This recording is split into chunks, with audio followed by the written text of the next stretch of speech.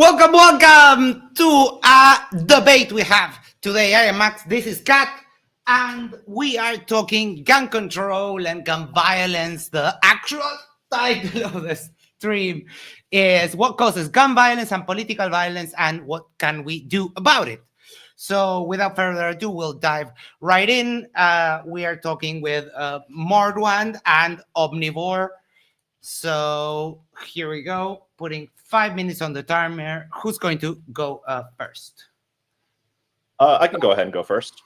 Yeah. So for anyone that doesn't know me, I'm Mordwand, aka Sea Lion Prime. Got into the debate space through debunking flat earthers and now sort of branching a bit more out into politics.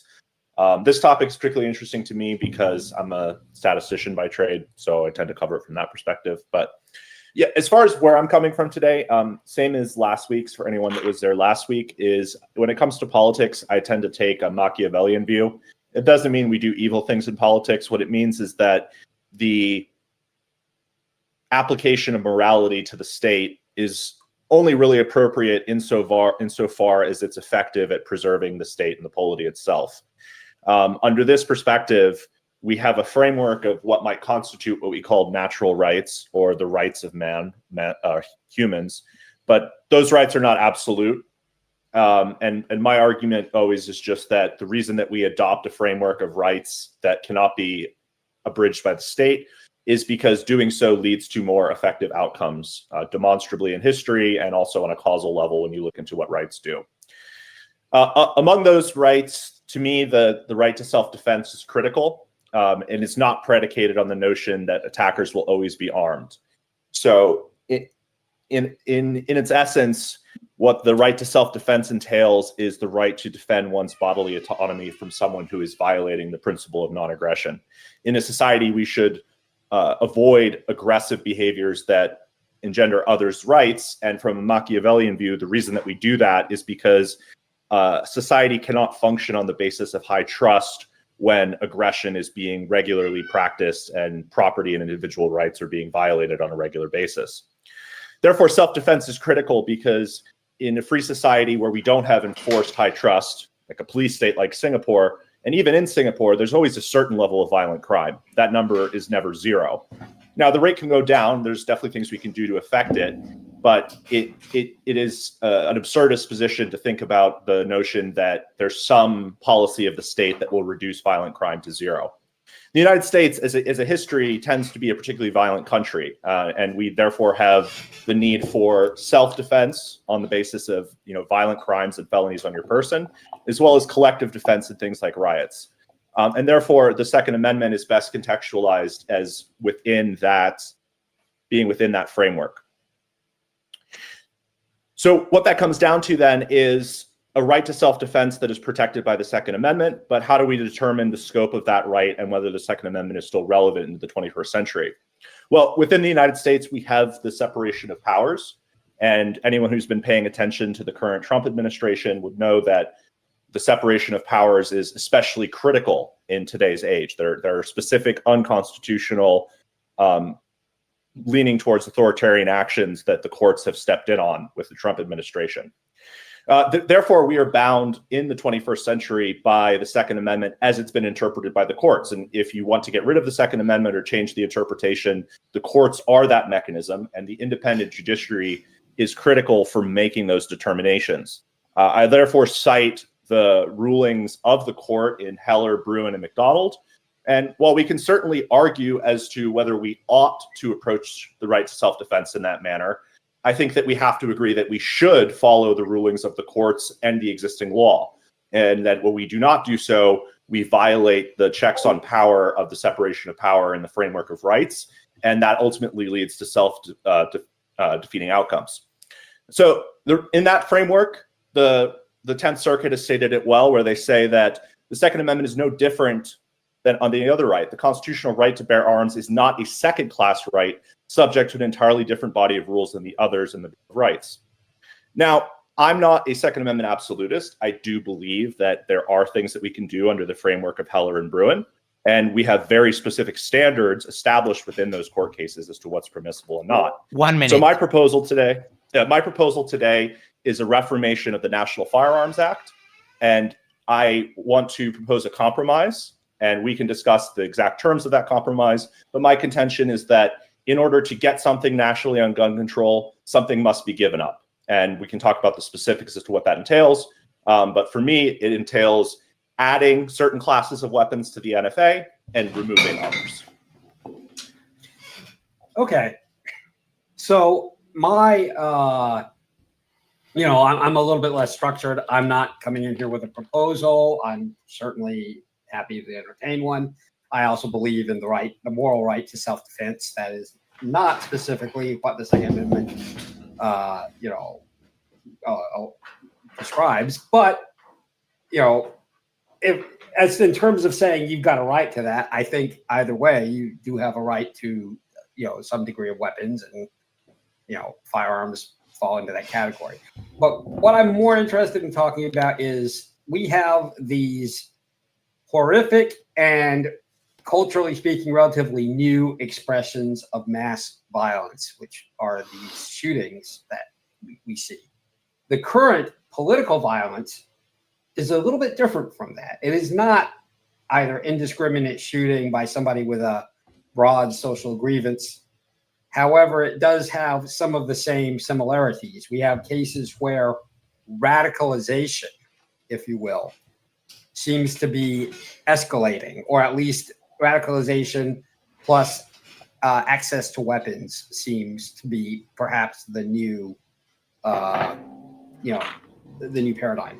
And obviously, given our current political climate, it is a feedback loop where it's not just a cause, but it also feeds into more and more of it. So, it's a worst of both worlds. It may not be the initial cause, but it certainly helps make things worse. And each act of violence, whether it's political or just randomized, is instantly seized on in our culture as as sort of a hammer to beat the other side with. And that just makes everything worse and worse. And the question that I'm coming in here with is, what could we do to try to get out of that? But also, how do we understand this new rash or comparatively new rash of violence? So I'm ready to get started. We also want to, so apparently we're having some audio issues. I don't know, but I think it's only one person apparently. Yeah. Okay. All right. What I can do is I can share them the link, and they can listen to the stream on my channel. Cool. That'd be good for everyone to have as well. So let me propose a gate that we can kind of go through to kind of put some guardrails on the discussion. We could argue for the next 100 years, just like we've argued for the last 100 years, as to what the specifics of the Second Amendment mean. Can we agree, for the sake of this discussion, to focus on accepting the current rulings of the Supreme Court and work within that framework?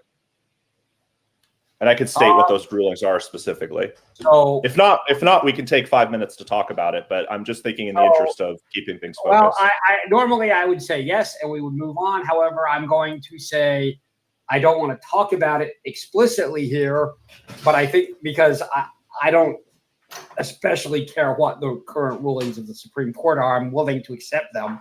But one of our problems is that we have a historically low cultural trust in the Supreme Court. So under normal conditions, I would say sure. Under these conditions, I think it's part of the problem. But by all means, go ahead. All right. So basically, if we look at what is and isn't permissible, there's two standards that are relevant here. And then we have a third case, McDonald, but that really just takes those standards and applies them to the states.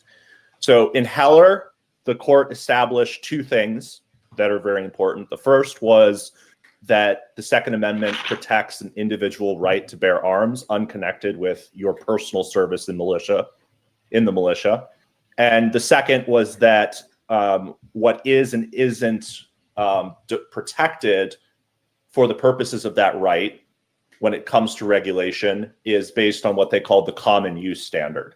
which basically means that that which is in use for lawful self-defense is in one class of weapons, and then they define a second legal term, which is called dangerously unusual, which would cover things like rocket launchers, flamethrowers, tanks, machine guns, things of that nature. And we could talk about whether that rule, the basis of that ruling.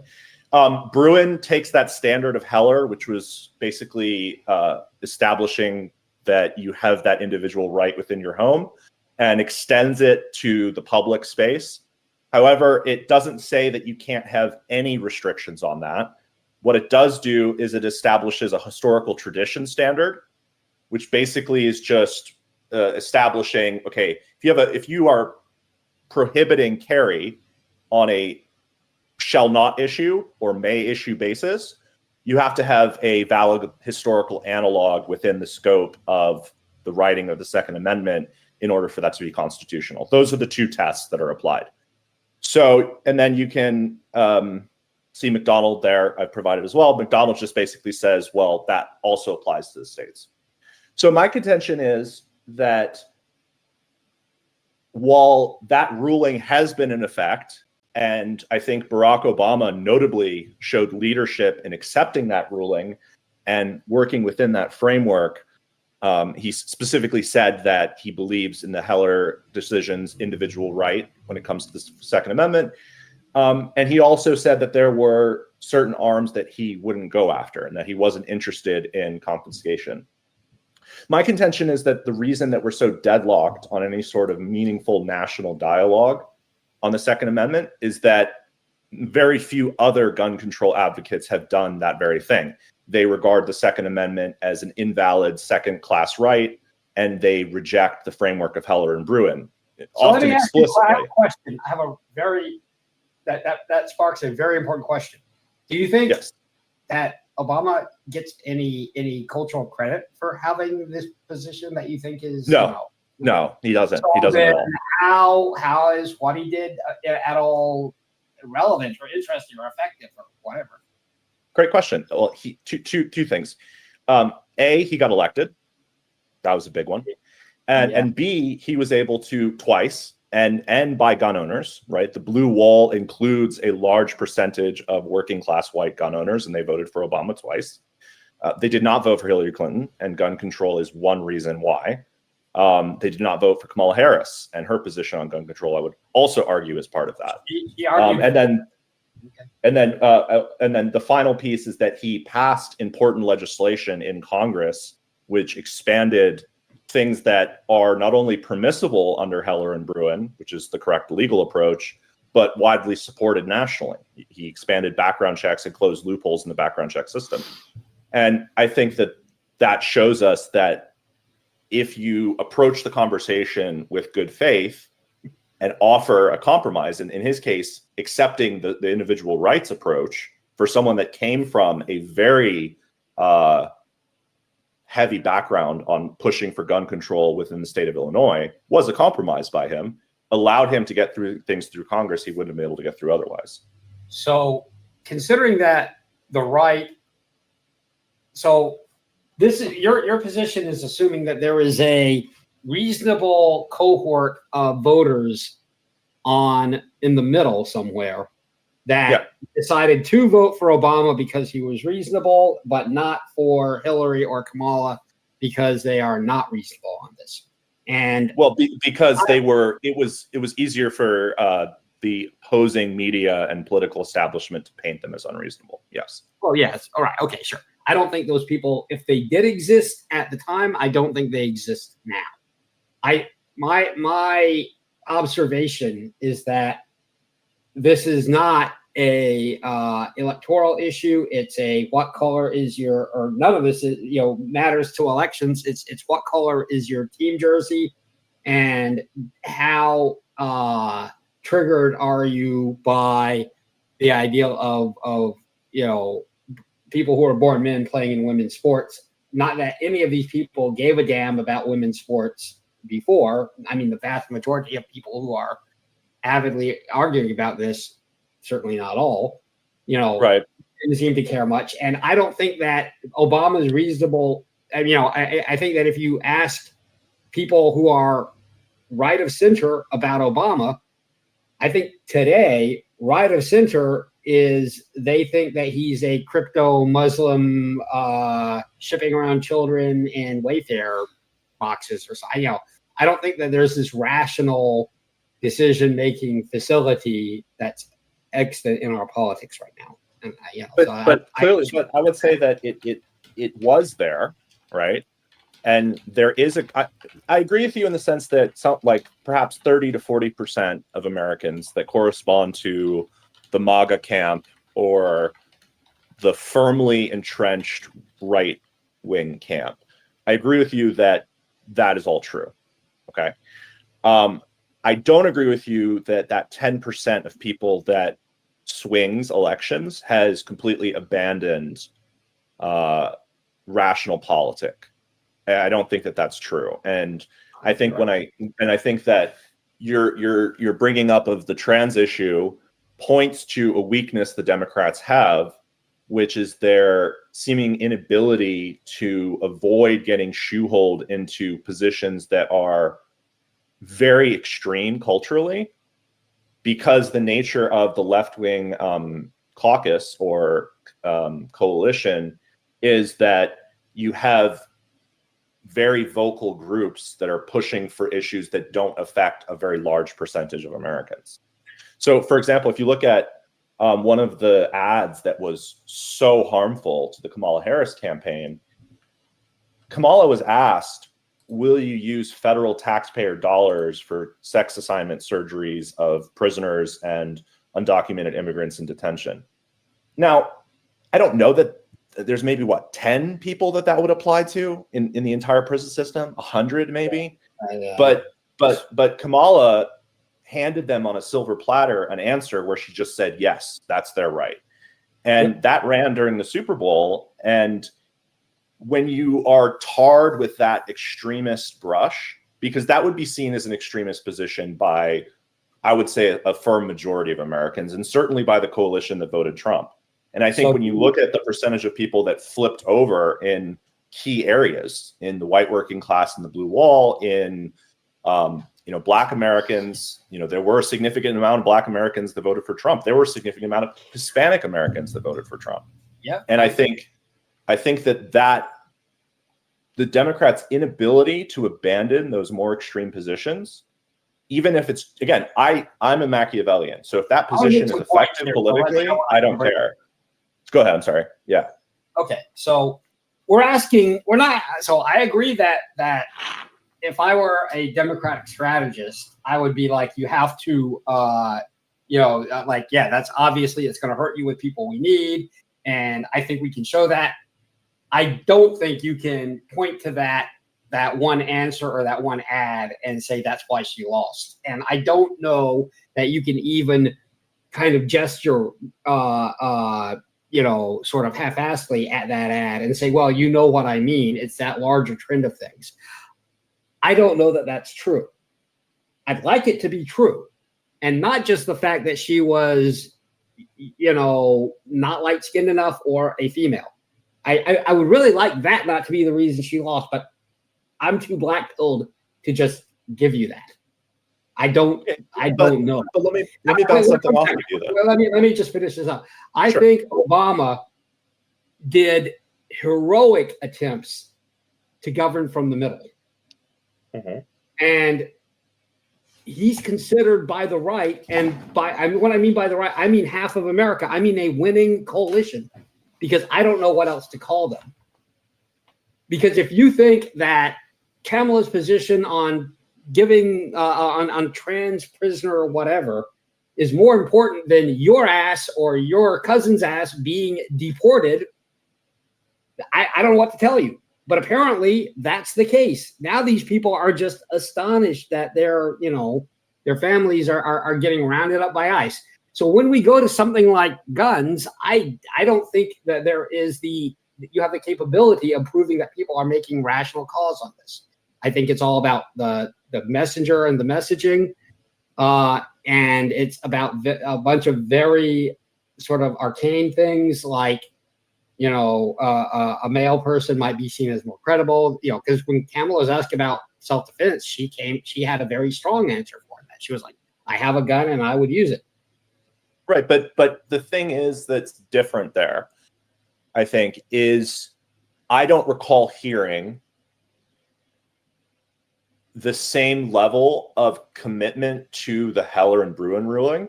And in her first candidacy, Kamala specifically said if Congress doesn't act on assault weapons, she would by executive action.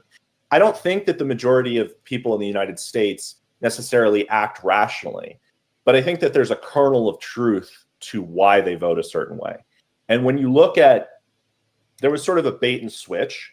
If you look at Trump now, he's underwater on immigration, right? So that coalition that got him into office has changed their view on him when it comes to that policy. Well, then why did they vote for him in the first place? And again, it comes to what was the exploitable opportunity that was made. And his stated policy, and he said some insane and ridiculous things like the whole they're eating the dogs, and I mean that was absurd and ridiculous. But like the kernel of truth to that was that Democrats, through their policies, are repeatedly allowing violent offenders back onto the streets that would otherwise be deported from the country. And that was the sell from Trump to say, okay, that's the issue, right? We had people in, and again, it's a small percentage. I don't think that it's borne out by the facts that immigrants commit crimes at a higher rate than the native born. In fact, I think it's the opposite. But the kernel of truth comes from the Democrats not moderating on the issue and saying, hey, and there's also a guilt by association problem. On most issues, Kamala wasn't that extreme. But if you look at people like Mayor Johnson in Chicago, and some of the mayors in California, some of the DAs, like the DA of Oakland, all of that plays into the perception of the Democrat Party.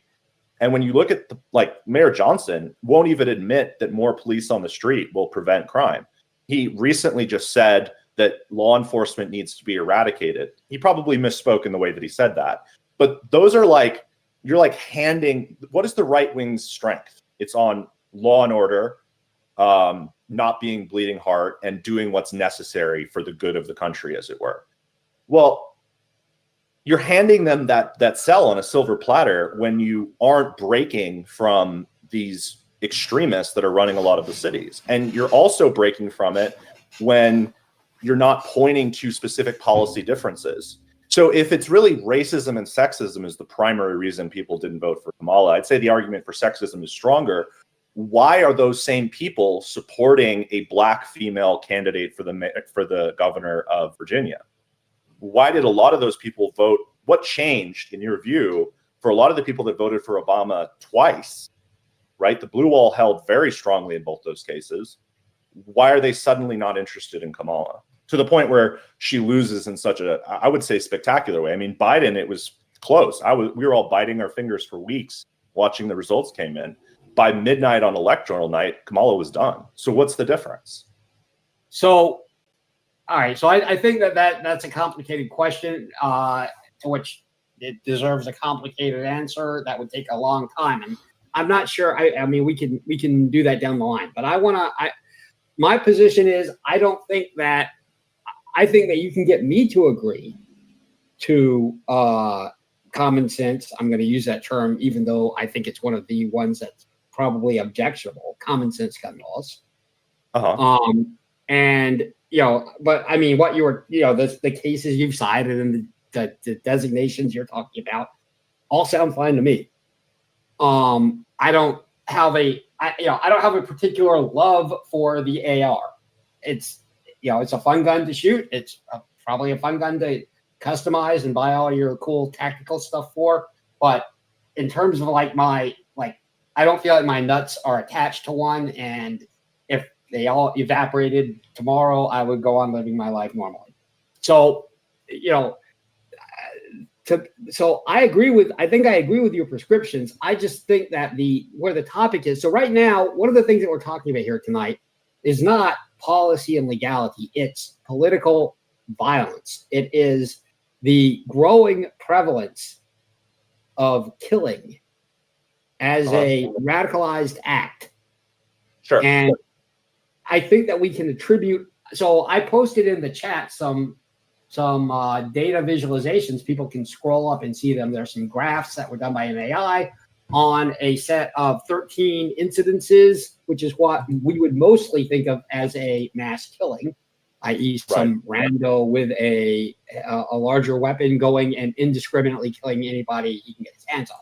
And I think that you can make a very strong case that, with the one outlying exception of Las Vegas, which is, by the way, the highest mass casualty event on there by a long way, all the rest of them are radicalization based. Like, we don't know what happened, or we don't know for sure what happened with that guy in Vegas, but we do know that incel violence is a kind of rationalization. We can trace a couple of these things to great replacement theory, bullshit.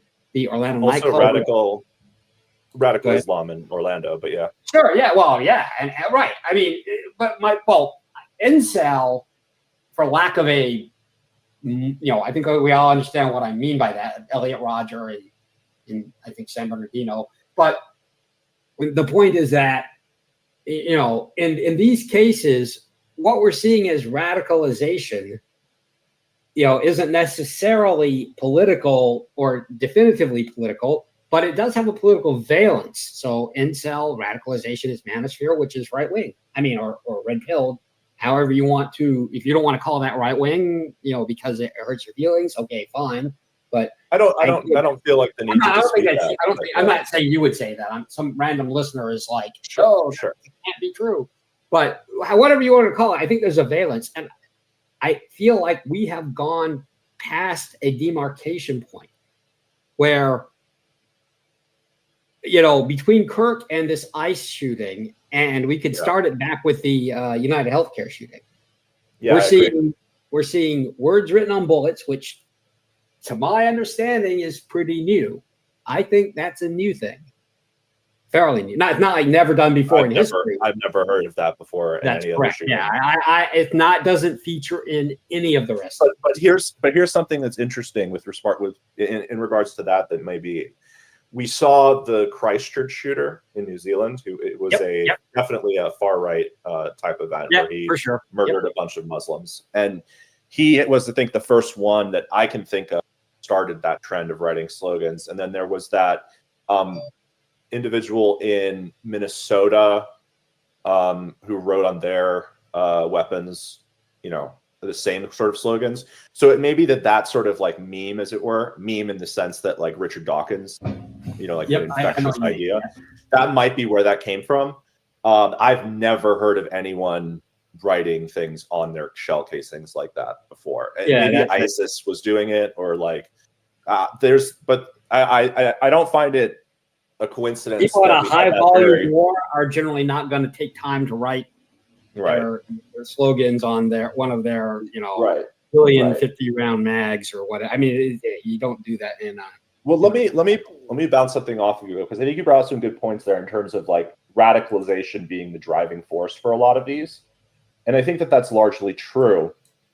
And I think when we look at history, when was the last time we had this level of sort of political violence? Riots, shootings, and then it was more bombings, right? Because we had much, much weaker restrictions on explosives at the time. The 60s and 70s, right? And what are the factors that lead to that sort of radicalization in that period? Well, there's great social change, which we also saw recently, I would argue. And again, I'm not a historian, but this is just my 2 cents, but not trying to present myself as an expert in any way. But there's this huge social change, right? And then there's also this sort of economic malaise and societal malaise that has come into society. And you can see that not just in these shootings, but what are called deaths of despair. And those are things like suicides, overdoses, and things of that nature. I think that there are broader factors that, to me, it's the question of this. Why is a radical ideology interesting to people? And maybe interesting isn't the right word, but why would it hook someone in? If they were already getting what they needed out of life, their hierarchy of needs was being met, and they weren't feeling like they were excluded in some way, then I don't think that they would have the same desire to join in a radical movement. And so I think that there's economic and social factors that neither party is really addressing at the moment that is leading people to now look to more radical ideologies that are outside of our normal Overton window. So for example, real wages for the working class have not increased since 1973, but the cost of living has massively increased in real terms since then. You know, college is massively more expensive even when you adjust for inflation. Owning a home is massively more expensive. So I think you have people that are within a society where they don't see any way to win by the rules of the society. So the natural response is to attack those rules themselves.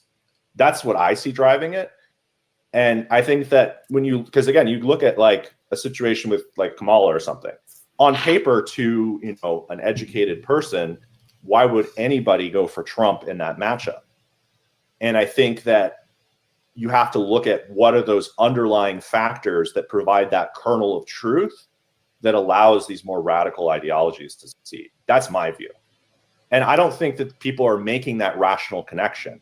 But I think that if you look at any conspiracy theory, there's always that little kernel of truth or perceived truth that leads people to think that it's compelling.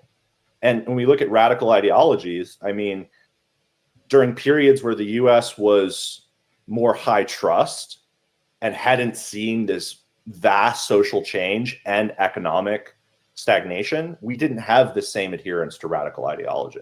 Now, it doesn't mean it was a better society then, because there were more systemic and structural forms of oppression, but that's sort of how I see it. And I think a lot of this recent wave goes back to towards the end of the Obama years, the sort of the movement relating to Black Lives Matter and this changing view on immigration, and then the underlying economic problem. Sorry, I talked a lot. Go ahead. Okay, that's my. Well, this is like I said, I'm very doom-pilled on this topic, but I will tell you this: I have seen the. Yes, I'm aware. I just saw the quote about the bombs and stuff, the bullet with your name on it. Yes, I'm aware of that. However, he didn't write names on bullets. He wrote slogans, and there's a difference in rate of fire and usage of these between, bullets and ordnance. But I think, and like I said, I'm pretty doom-pilled on this. I've seen the data. I've seen a bunch of data. I haven't seen all the data, and I'm not enough of an expert to analyze all of it. That said, I think that part of what happened was the election of Barack Obama. I think so.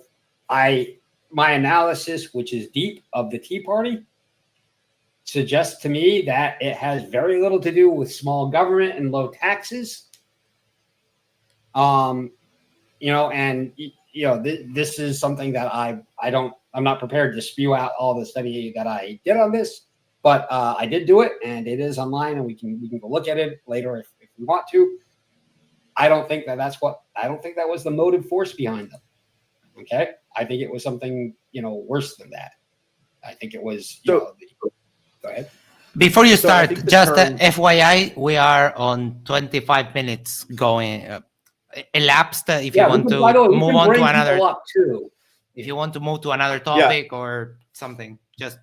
Why don't we do this, because we've kind of presented our positions, and if I could summarize them, and let me know if I don't want to misattribute anything, Omni, but my position is that there's sort of this kernel of truth aspect of radicalization, which is maybe driving people to find these ideologies more appealing, and that is likely social and economic primarily. And your view is that it's more so explicitly tied to maybe like a reactionary form of prejudice that evolved during the Obama years, tied to like the Tea Party. Yes. I want to be real. Yes, that is close to. Let me be real clear. I'm not saying it's all those damn racists. What I am saying, I'm not ascribing specifically racism. I'm saying that it seems to me that we had a radicalizing surge in our country, and the rhetoric, the explicit goals of these movements does not mesh with the the halo of messaging around it in terms of memes, and it doesn't mesh with it in terms of actions, and it doesn't mesh with it in terms of where their energy is focused. And there's a whole way, there's a whole analysis you can do where you say this is their manifesto, this is the actions they took. You can show those don't mesh, and then you can work from there. But anyway, yeah, I'm not just saying it's all. I do think we've reached a kind of internal radicalization, threshold of some sort, and I'm not trying to naively ascribe it all to the damn racists. That's not what I'm saying. Yeah, understood. Okay, understood. But maybe it would be a good time here, before we get to, because we maybe come to, I think, as close as we can get to on a common understanding of the cause, although I think we have a slightly different view. I would also point to the Tea Party as the start of the reintroduction. It's always kind of been there, but mainstreaming of hysteria about things that are not going to happen in our government, like death panels, and B, explicit violent rhetoric, like, carrying around a noose on a sign when you're talking about Obama. Like that, to me, that also is where it started. But we maybe have different views as to what the underlying cause is. But I'd like to maybe give a minute and see if anyone wants to come up to give their thoughts, or if anyone has any questions for us before we move on. So if you do, muted myself. If you do, you can go ahead and raise your hand and we can bring you up. If not, we can maybe move on to the, okay, well, this is the problem. Now what do we do about it stage? So, yeah. Renee is in the audience. Renee had, and I don't know if I think that the discussion that I had with him is too lengthy to just sum up here and dump on people on a live stream. But he had some ideas that I found stunningly actionable. And like I said, they're his ideas. I'm not going to try to surmise them here. And they didn't deal with specifically the violence problem or specifically with the cultural divide. These were more generalized things, although we agreed about a lot of the foundational issues. But there are some actionable ideas out there. I am marginally less doom-pilled than I was, 2 days ago. So I just wanted to say that, I think that there may be some things we can do, and there may be some things we're going to have to do that might possibly help. But I don't think that there's anything we can do right now to stem a wave of violence that, frankly, a lot of people want. There's a lot of people out there who call the Charlie Kirk shooting their reach tag fire event. And that is like literally saying we should use this to enact violence. But I think emotionally it's saying that too, just without the historical context to realize they were saying the quiet part out loud. Okay. Yeah. Gotcha. So does anyone want to come up then? I can open up. Looks like we don't have any raised hands, so I don't see any questions. Okay, I have one here. Leo says, it sounds like they both think radicalization has happened and did this. Am I getting it? They both I think that we both point to radicalization as the core feature of why we're having this violence. I think where we differ is maybe that I tend to see the root causes as more structural and related to aspects of society, whereas Omnivore, I think you're saying it's more so just like rhetoric and more reactionary that I'm seeing it as. I think we have a massive cultural weak point right now that has kind of taken precedence over what I would normally think of as, reason. Sure. So maybe then the next thing to do would be to say, what do we do about it? And we could talk about two different threads here. The first thread is the gun aspect of it. And the other aspect of it is political or like media landscape. I'm not sure. Like those would be kind of the two. I think that the logical from here is, well, what do we do about it? Because I think we both agree that there's this wave of radicalization starting really with the Tea Party movement, and I would say just after Occupy Wall Street specifically. And then it's now gotten to the point where we are getting this almost like tit for tat level of political violence, which is really scary. So maybe the next thing to talk about is, well, where do we go from here? Well, so the question, okay, so anytime you see a trend, the unanswerable question is, or the hard to answer question is, are we seeing the leading or trailing indicators? In other words, are we seeing that political violence is great, which is unfortunately where I think we are. And I don't mean I think it's great. No, I understand what you're saying. Our media profile has decided to love it.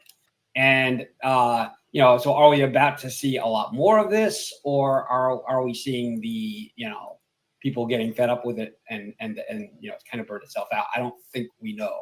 I don't know for sure. I just have my fears. But looking at the chart, so people are talking about the bill apparently that's been proposed by the Republicans suggests putting Charlie Kirk's face on money. I don't know how accurate, how solid that is, but I saw that as a headline. Yeah. And may I suggest the $3 bill?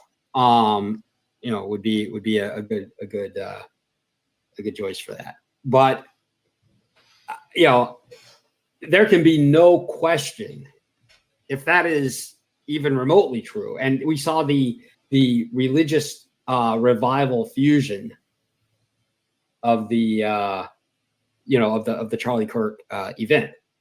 So I don't think you can question whether or not there is an appetite on the right to to sort of wallow in this.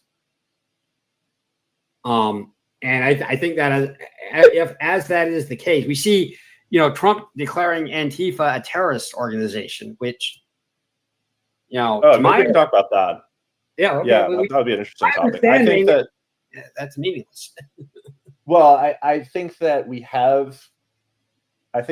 Antifa as a concept isn't necessarily extremist. I think that we certainly have loosely organized groups of people that get together under the Antifa banner with the goal of provocation and causing violence, specifically through something called mid-level violence, where they're not showing up with guns typically, although maybe sometimes that's happening.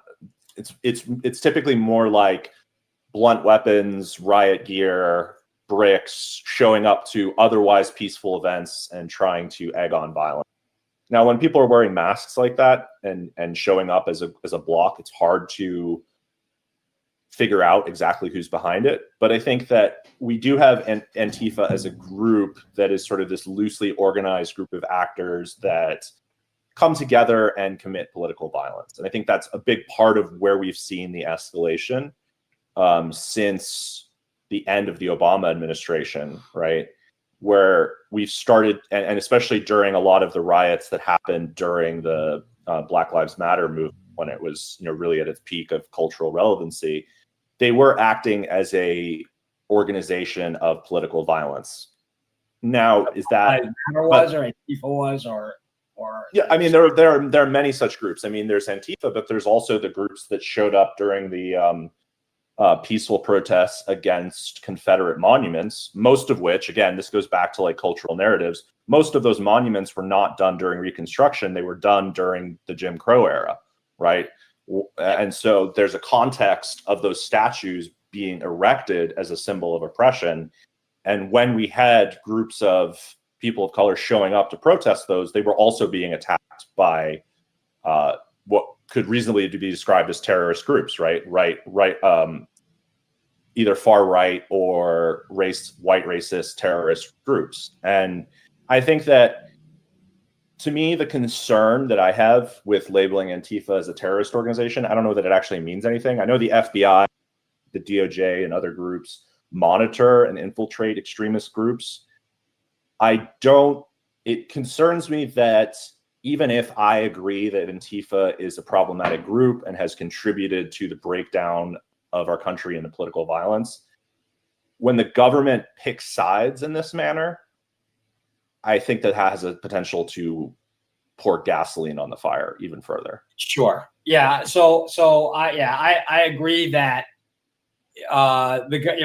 this is the guy who enthused the Proud Boys by instead of denouncing them, told them to stand back and stand by. So yeah, but I don't think that was an explicit endorsement of them. I think that that's part of the problem here, is that we have these sort of and I think it gets to a structural problem, which is in the 24-hour news cycle, you want to take one little sound, you have to take every little story that you can get and blow it up to be a headline. And that particular incident, I think it maybe points to Trump not being strongly opposed enough to them, that he didn't have an audience. But I think that in a similar way that I don't think the mayor of Chicago really thinks that we need to go out and eradicate the police. People say things when they're pressed in the moment, where it doesn't necessarily translate to what was said. Oh yeah, that's a more significant one. So Dracuz is pointing out that he had a meeting with the leader of the Proud Boys. So I think that that's problematic too. And I definitely don't see Obama ever endorsing any far left extremist group. Not that there's that many of them. I think that Trump kind of used those groups to spread his message online, and that sort of taking sides aspect of this is problematic for sure. Yeah, and let's be clear. I'm not. If you're going to be in the black bloc and you're going to put on the mask and go tango with security forces, that's more of a Europe thing really than it is an American thing. But we don't do ourselves any favors in the in the dialogue with that. It just looks bad, because of the way that these events are covered. Just like the Tea Party guy in the tricorn hat is the guy you always see on the news, because if you're a reporter, that's the guy you go ask for a quote. If you've got a clip of somebody in a mask, hitting somebody else with a bike lock, that's the clip you're going to play. So it's there's definitely some. I know who I would prefer between the Hammerskins and the Seattle lefties, right? One of them is an actual Nazi group. But if you took a lot of those black bloc Antifa people, they would put me and you in camps and line us up against the wall. There are far left extremists that would do that. Those aren't. I've talked to these people online on a regular basis. There's assholes when you look at far left groups, I would say that the influence and impact of far right groups, and especially their, if not endorsement, their acceptance by the Trump administration, is a far greater problem. The problem that I see is that, authoritarian left groups. Thanks, Dracuz. But I think the problem that we have though is that I think, again, why would extremism be appealing to a normal person, not some, NEET that is just on poll on 4chan 24 hours a day, completely lost in the sauce. But why would people put aside this knowledge of the groups that were associated with Trump and vote for him anyway? And I think it goes to the problem of the Democrats, which is they're unwilling to accept that this side of the extremism exists at all. And I don't think that it's extremism that's endorsed by the Democrat Party. I think that when Trump says that Joe Biden is a Marxist or Kamala Harris. I mean, Joe Biden worked with credit card companies in Delaware to give them favorable regulations. It doesn't sound very Marxist to me. But I think that the left reaction is to just try to suppress and ignore. And I think that's contributing to the problem, because you have explicit far left authoritarian agitators, like people like Hassan Abi, for example, or any of his orbiters, who have explicitly called for political violence within the United States. Are Democrats saying that? Is even the farthest left Democrats, AOC, Ilhan Omar, are they saying that? No. But Zoran Mandani goes and takes a picture with Hassan Abi. Hassan Abi gets an interview on NPR where they don't, for a minute, ask him about his association with any of these left-wing extremist positions. He gets a New York Times editorial talking about political violence when on a regular basis he endorses it to an audience of 30,000 impressionable people. I think that that's the problem I see, is that, and this goes back again, I think, to why Kamala lost so decisively. I mean, yes, part of the answer is certainly that she was a woman of color, and that's always going to be a vote for. But I think that this mentality of there's no war in Ba Sing Se, you know, like, for example, when Tren de Aragua was taking over apartment buildings in Aurora, the governor and the mayor just said that it wasn't happening. Well, it might not have been happening to the degree that you thought it was, but then it certainly was happening. And I don't know what drives that response from the Democratic Party and from more mainstream Democratic figures. Like, for example, Mehdi Hassan, who's someone I really respect as a journalist. I think he's, you know, very, very great debater, great communicator. He does great journalism. He had posted on Twitter, or he was talking to someone, he posted an interview, I forget what network, where he said, well, what left is endorsing political violence? And I have to think that there's a certain level of tactical choice in saying that, because there is a left group that is endorsing violence. Is it as large as the right-wing group? No. Is it as organized as the right-wing group? No. Is it as dangerous as the right-wing? I would say also no. But it does exist. And when you, what group is that? Great question. That group, I think, is specifically coalesced around militant opposition to capitalism and to the notion of the United States as a society that they see as explicitly favoring white people. And it's also tied to extremism around the Israel-Palestine movement. Like, so specific people that have large followings that I can point to. Noah Samson, Hassan Abi. Those are the two biggest ones I can think of where they've literally gone on their platforms.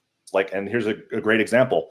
Hassan was being interviewed, panel said in this panel, well, everybody made all these death threats against the director of ICE or this high-ranking administrator of ICE, and he stepped down. That shows that that works.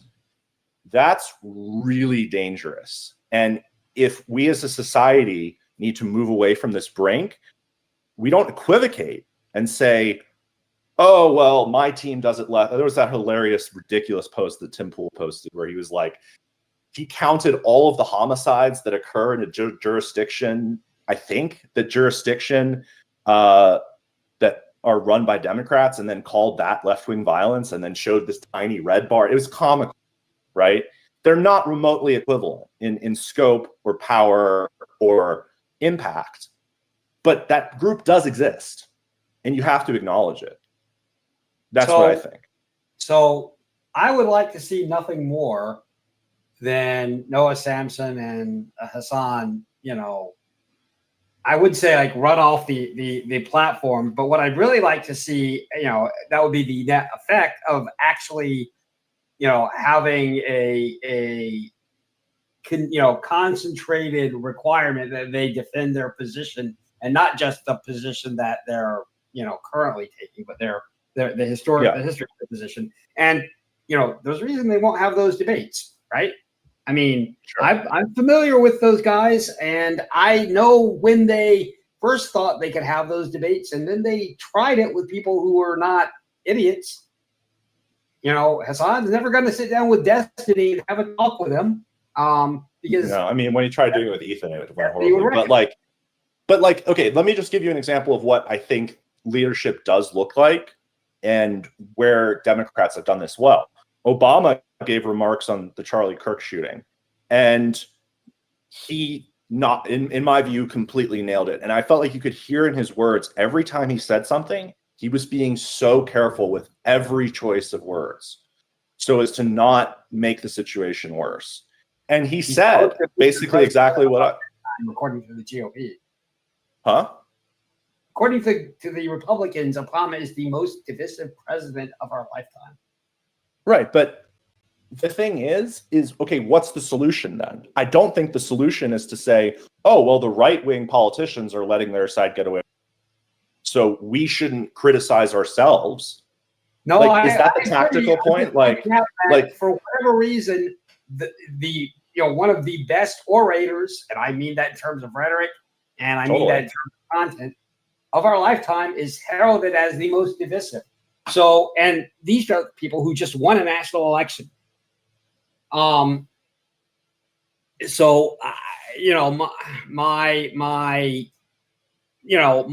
that's one of the reasons why I am, as I said, doom-pilled on this. I agree. Obama said all the right things in all the right way, and he did that. He tried to make the ACA a joint thing. He bent over backwards for that. That's supposed to be the right answer. I don't disagree it was not the right answer. It turned out. I mean, I still think maybe it's the right answer, but it didn't turn out to be. So, okay. So what do we do? Well, first off, as people who are either on the left or possibly in the middle, we could be more. We and the cohort could provide Hassan more pushback. That would involve me having to listen to him more, so I'm not a big fan of that. I mainly don't pay any attention to what he does, but that's one possibility. Another possibility is to encourage people who have a similar kind of appeal or a similar kind of technique, but do not have the maybe they don't have the numbers right now, would be to elevate the people who can, who can maybe provide some competition in that rhetorical round. Like, I think I don't know what the answer is. I'm not a political strategist. I just don't think to deny the entire existence of that group. And I think that it goes back to a problem that the mainstream left has with the way that they approach these topics, which is to basically deny the existence of any level of problem. And I think that there was a broad discrediting of the mainstream media and the center left related to a lot of the Black Lives Matter cases. And that gets into something more controversial.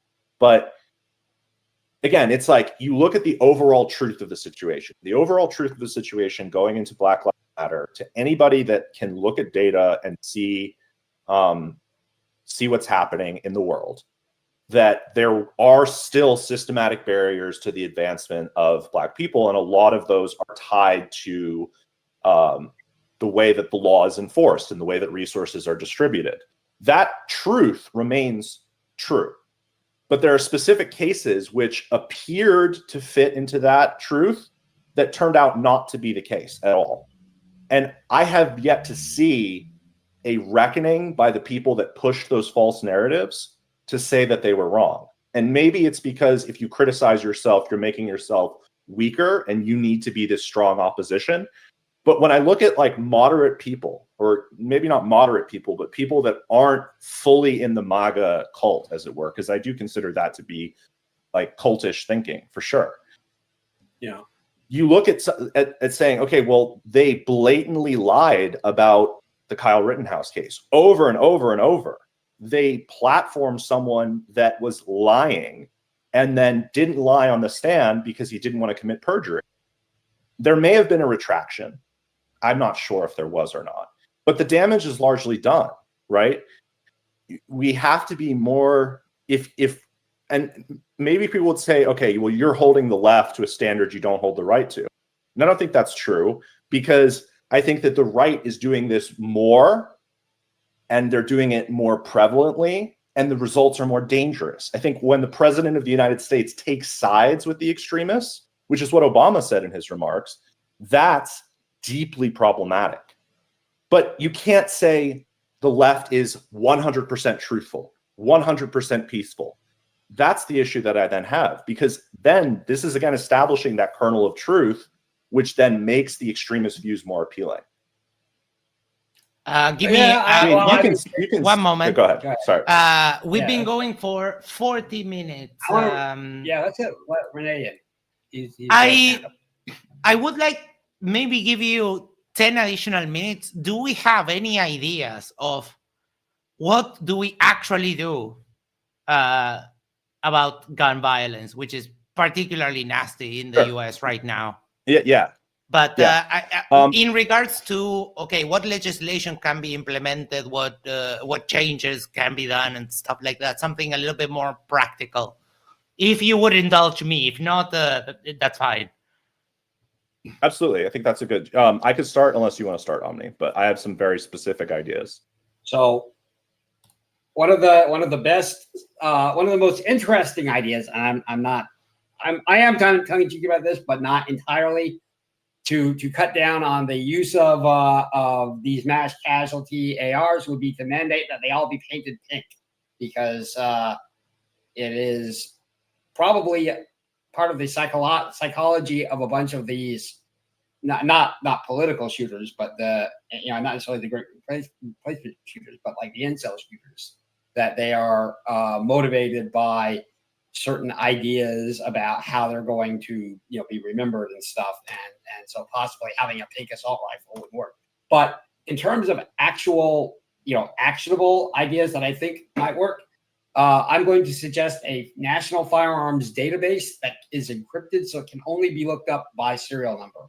You cannot use it to give you the identity of every gun owner and their weapons. You can't give them that inventory, which puts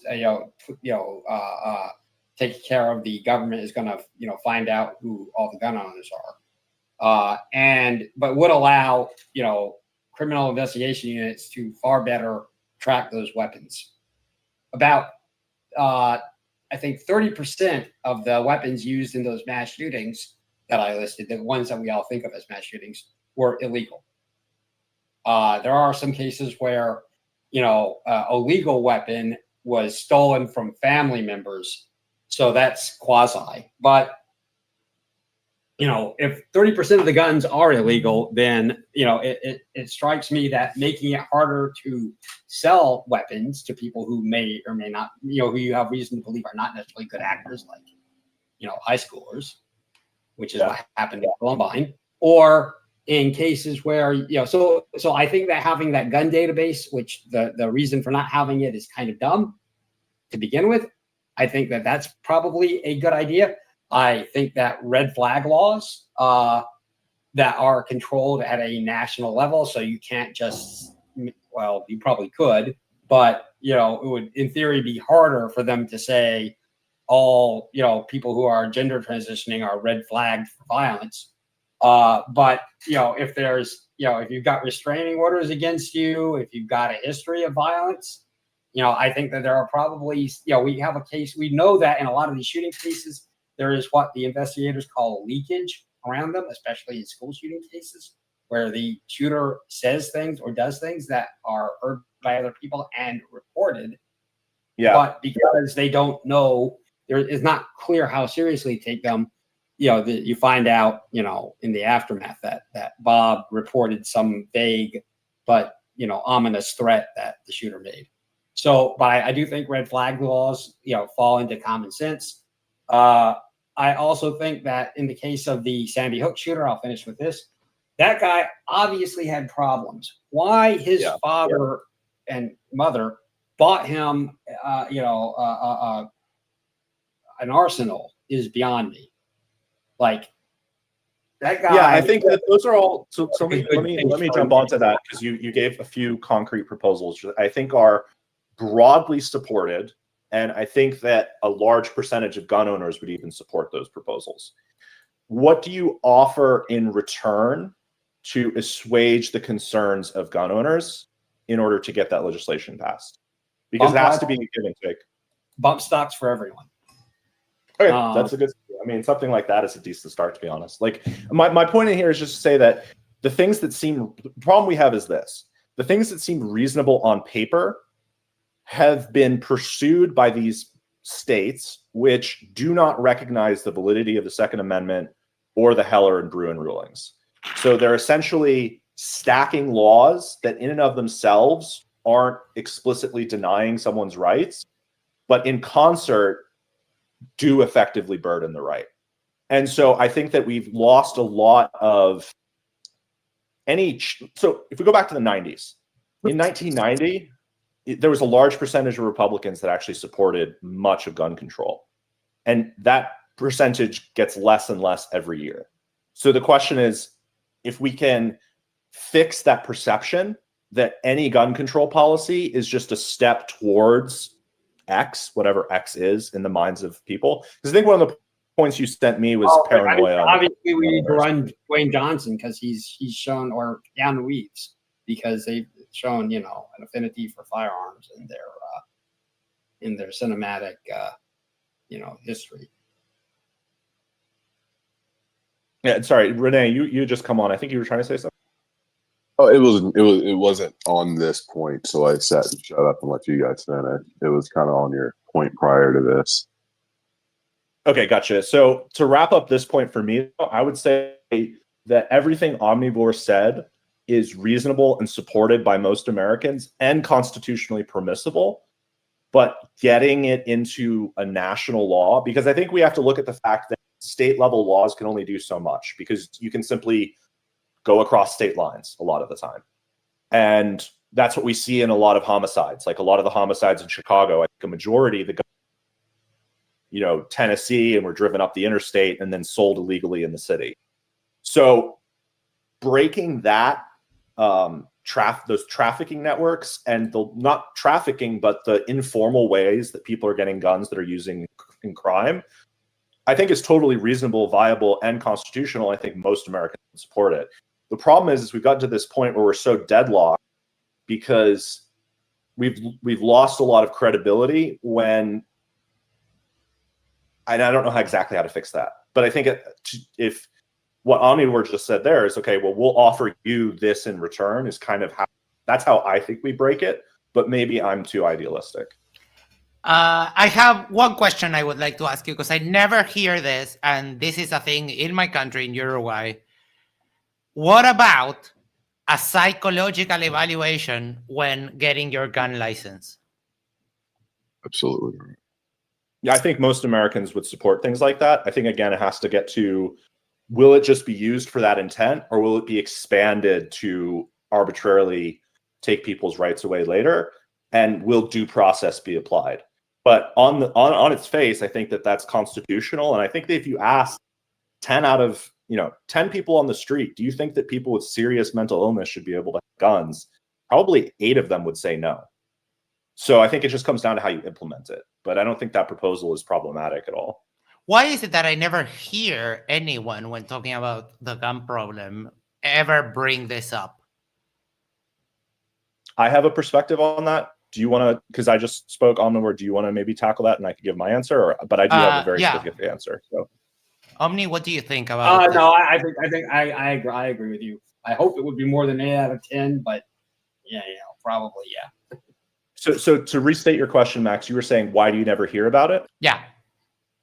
It comes down to tactics, I think. So ever since, the people that know what they're doing on the gun control side know the facts of what is driving gun violence. They know that 90% of homicides are committed with handguns. They know that many of those cases are people that are already prohibited from handguns. And they know that in the majority of cases where a shooter is accessing a firearm, they have some degree of mental illness. They have a strategy which is based on a legislative blueprint implemented at the state level. And part of the strategy is not accepting Heller and Bruin. And your proposal is completely constitutional under Bruin as long as everybody has the same right, meaning that everybody goes through the evaluation, everybody gets, and if you pass, you automatically get elected. That's constitutional, clearly under Heller and Bruin. The reason I think we don't hear about it is that they have a strategy. There's a strategy that's put forward to affect more stringent gun control laws at the state level. And if admissions are made on what is and isn't prohibited under Bruin, they weaken that strategy. And I find this a lot when I talk to people. Omnivore is one of the more reasonable people I've ever had a conversation with on this topic. Usually you get to, do you want to ban assault weapons outright? And as soon as you say, well, maybe we need to consider it brought up, you get labeled this and that, and they're not interested in having the conversation. So they have specific policies on the docket that they're trying to push for. And I think that's why we don't hear about those policies. And for me, as a gun owner, as someone that supports the Second Amendment, but as someone that recognizes that obviously guns have a big part in increasing homicides in the US compared to other countries, I think your proposal makes a lot of sense. And I think those are the type of proposals we need to look at, is like, how do we work within what's constitutional and stop the people that are doing crimes from getting access to these firearms? So I think that's my perspective as to why we don't hear about that. And it doesn't have to be a conspiracy either. It's just, it could also be that the people that are pushing those laws legitimately think that they will have an impact that they want, and they don't want to dilute their political power in pushing for what they think is an effective agenda to push for something they don't think would be effective. That's like another way of looking at it. But either way, it's kind of a my way or the highway approach when you talk to typically. Yeah, I know that people get a little bit dug up in say, you're not taking my guns over my dead body. And it's a little bit silly. Let's hear from Renee. Go ahead. Oh, well, I can kind of speak to that point that you brought up about the psychological testing. If you want, yes. I wouldn't support psychological testing simply because it's subjective. It's something that's beyond the control, and it's something that can be utilized to weaponize gun ownership. In what? Like 1 second. In what way do you think it's subjective? I would say that, some psychological disorders that get analyzed, especially towards men, I would say that it's something that it's almost weaponized a bit. When you talk about the way men are psychoanalyzed compared to women. That doesn't really help, because there are objective criteria for these things. I mean, my country does it and it works just fine. Like I said, I wouldn't support it as a sole use, as a sole criteria essentially for gun ownership. Wait, but what do you have to do to get a gun license in the US today? You just have to pass. It's not really a license. FBI back, yeah.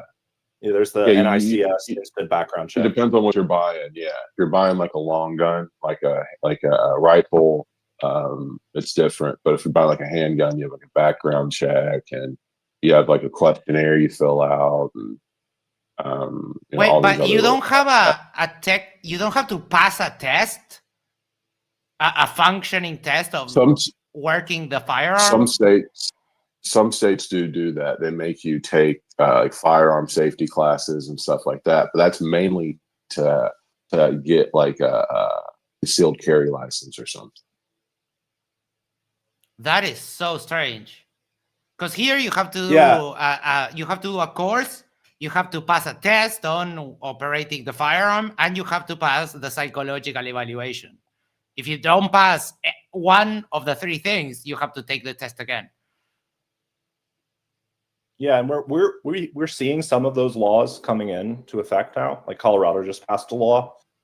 The problem with a lot of those laws is that they aren't written very well. And I think that someone had asked in the chat. So we got a few questions that I think I want to respond to from your chat because I have it open. The first one was, how do we implement gun control without bias and one's rights?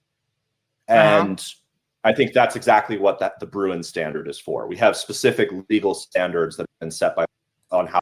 So as long as you meet those standards, what you describe is completely constitutional and permissible.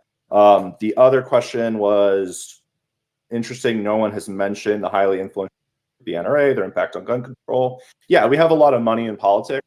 The NRA, there's a history of the NRA where they transition. There's something called the Cincinnati Revolt, where they transitioned from being a safety and training organization that focused on sportsmen's rights to explicitly being a zero compromise gun rights group, as they call themselves, pushing against gun control.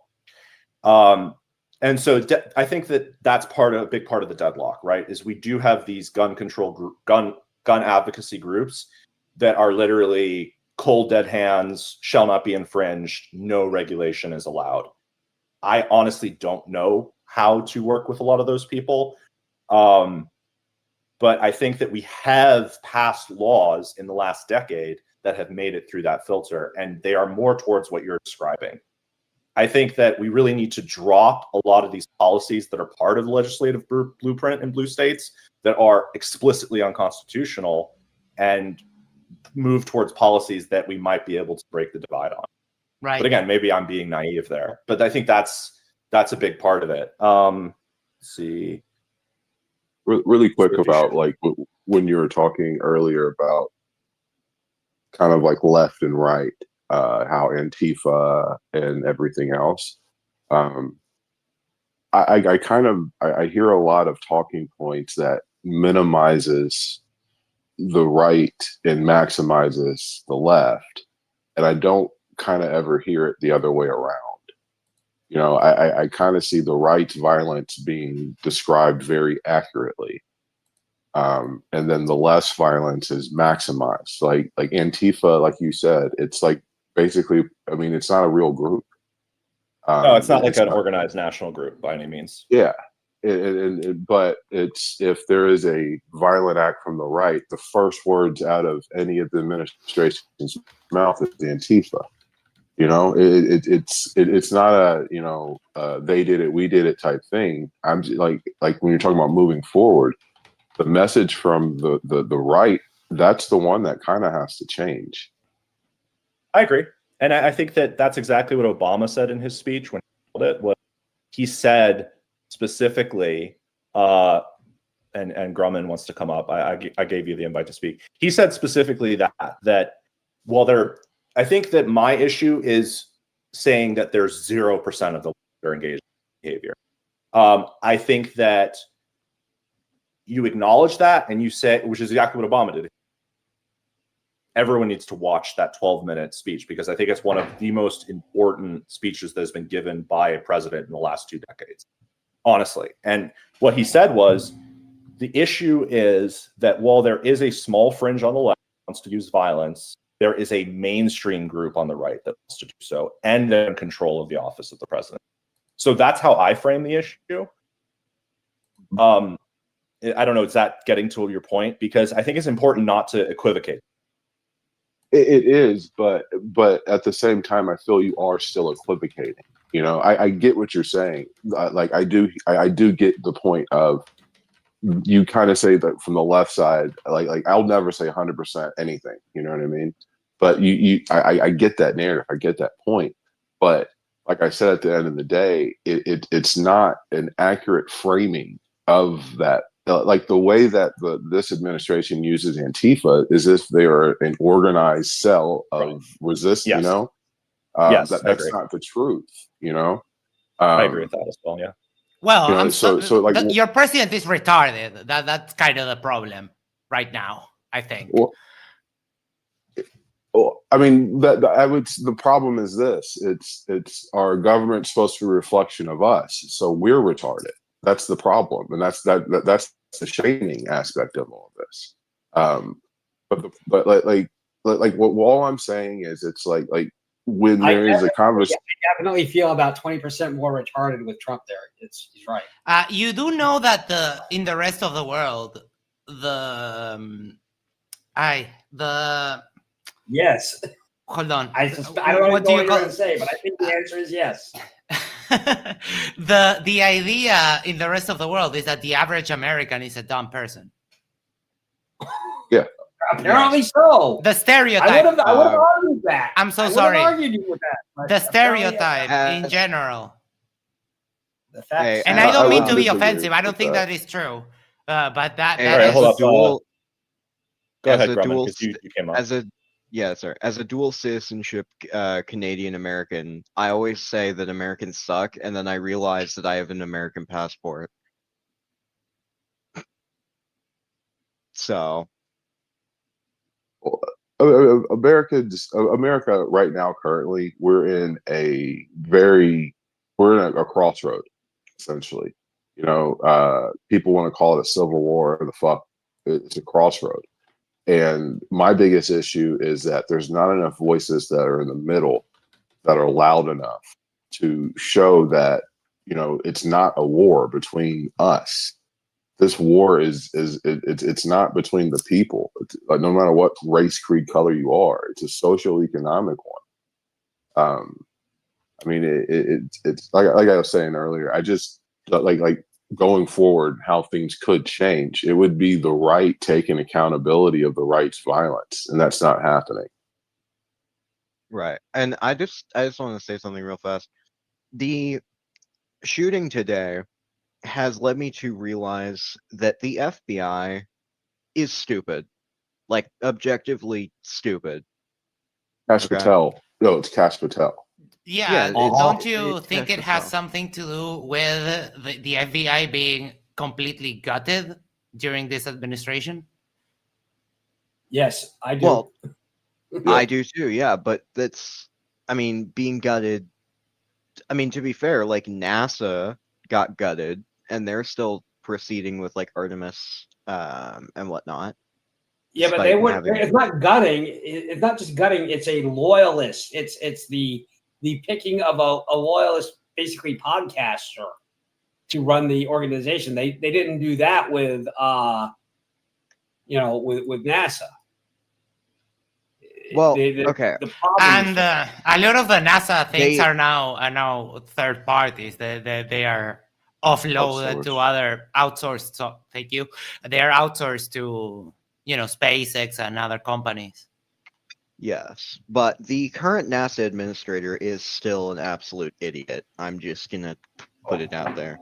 I wouldn't argue that. There's very few people in this administration that if you gave them an IQ test, that number is higher than the teeth in their mouth. You know what I mean? Very few. But like going forward, like knowing this, like let's just speak about like what's going on. Like, in my opinion, and this is why I hope all this political violence doesn't distract from a really core issue. The Epstein list, the thing that Cash Patel got basically put in the FBI for, the thing that they were running on, that truth of whatever it is, they talk about it, pulling 1,000 agents to redact Donald Trump's names from the documents, all these things. Like, I don't understand how people on the right can support a person that has this much child touching smell on them. Like, what I really hate is Cash Patel, being the director of the FBI, decided to be a great idea to post this thing saying, hey, we found anti-ICE messages on the shell cases. One, that's a full 5-round stripper clip with unfired rounds. 2, only one of the rounds has writing on it. And 3, it's literally the words anti-ICE written on it in like blue pen. Yeah. Like, hello? Anyone with an ounce of brain power will see that these are 1, not spent casings. 2, were clearly not in the firearm if the firearm was fired.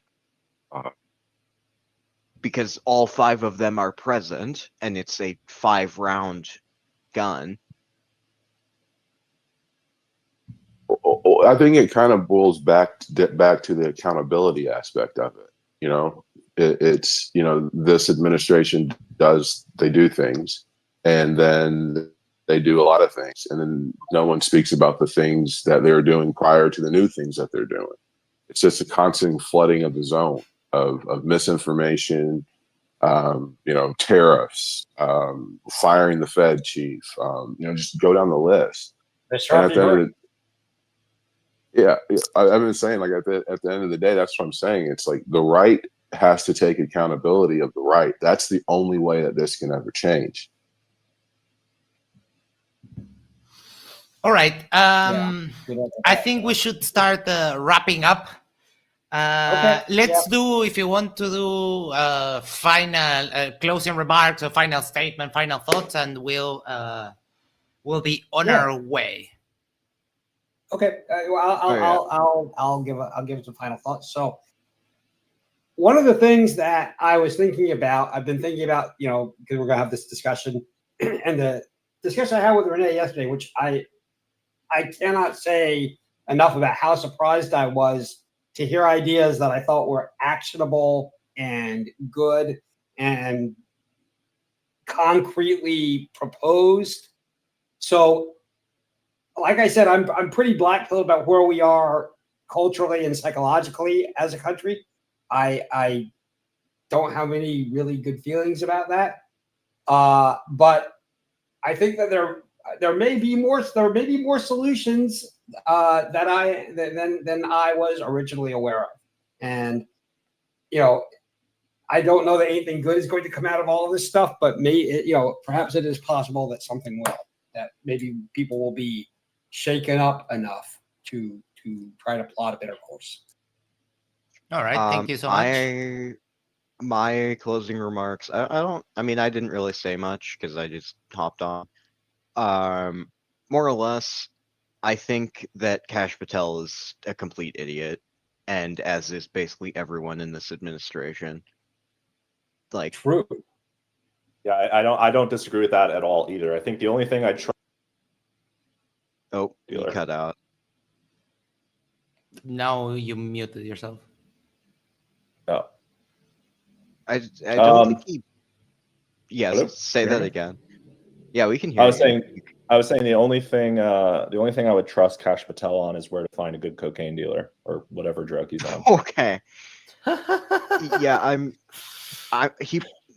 someone on Twitter said Kash Patel probably mixes cocaine with his meth, and I'm like, how the hell would that work? Damn. That will give you a tachycardia that will shake you in your seat. That's 2 different types. That's like cocaine and meth are like 2 different drug families, aren't they? Yeah. Yeah. So, okay. To bring it to my closing remarks, I would say that I think that this is a really good dialogue, and I appreciate a few things from Omnivore specifically on the pro-gun control side. The first one was sort of a willingness to question the policies that we hear about the most. And I think when it comes to gun control specifically, what we really need in order to push past this complete deadlock is a recognition that, and oddly enough, when I talk to people from other countries, it's a lot easier, is a recognition that there's not just one set of policies that will work. And we need to look at the evidence and the statistical facts, the facts on the ground. And I think a big first step would just be better enforcing the laws that we already have. And I think that those sorts of proposals and working within the framework of what is currently constitutional, and it's your constitutional right to bring cases to the Supreme Court and argue before the Supreme Court and try to change the interpretation. What I think is problematic is when you have a state like California that can't even get their laws past the Ninth Circuit, which is the most liberal circuit court of a country, getting told that their laws are constitutional, and then still passing the same laws, just changing them a little bit. That's creating so much of a deadlock. So I think that that's from the gun control side, how we make progress is opening up the dialogue, giving people something in return for taking something away, and breaking past that policy, my way or the highway approach. And that really goes on both sides there. I think that as gun owners, we do ourselves a disservice when we say things that are not true about the Second Amendment and its interpretation. We say that, well, criminals don't follow the law, which is a very simplistic way of looking at the issue. And we know that that's not true looking at other countries. And I think that we need to get past this thoughts and prayers thing. I think that it's really not respectful to the people involved. And if all you said was, I will consider policy, but I don't want to talk about it, automatically get more respect than just saying, well, hopefully God takes care of these kids that are getting shot. It feels real, like, to me, that really cause. Then the last thing I would say is that I think that Omni and I both agree that we have this wave of started with the Tea Party. I think that those causes are more structural. And I think that we need policies that are going to address those core issues. And beyond that, I'm not sure how we fix a lot of those other issues, like the lack of trust in the media, the fact that people only consume information that confirms what they already think is true. Those are hard issues to solve, but I think that there has to be a recognition of the truth. And there might have to be an admission that certain things that were said were not true. And I understand not wanting to weaken your position at a time when you're in position, but the only way that you regain the people that were lost, in my view, is by doing that and by restoring trust in the institutions that are the safeguard on power. And I think in general, we really need to have, as a country, we need to make the executive branch less powerful, restore the Constitution, and restore the balance of powers. So. All right. Thank you so much. I put the join link for the people in the audience on Yerba Mate Talks. I put the join link to a server, OmniTalk. You can get talks with flat earthers and all other kinds of debates. So if you want to join, feel free. Before we go, make sure to the social thing is like, share, subscribe, send this to a friend, send this to your significant other, go to the corner, yes, the corner of your street, and just subscribe to Yerba Mate Talks. And that way we can share the love for the channel. Omnivore, Mordwand, thank you so much for inviting me to hang out in your house. And that's going to be it for tonight. Thanks so much. Take care. Have a great day. We'll see you around. And we have on Yerba Mate Talks a stream starting at 11. Bye-bye. So much, everyone.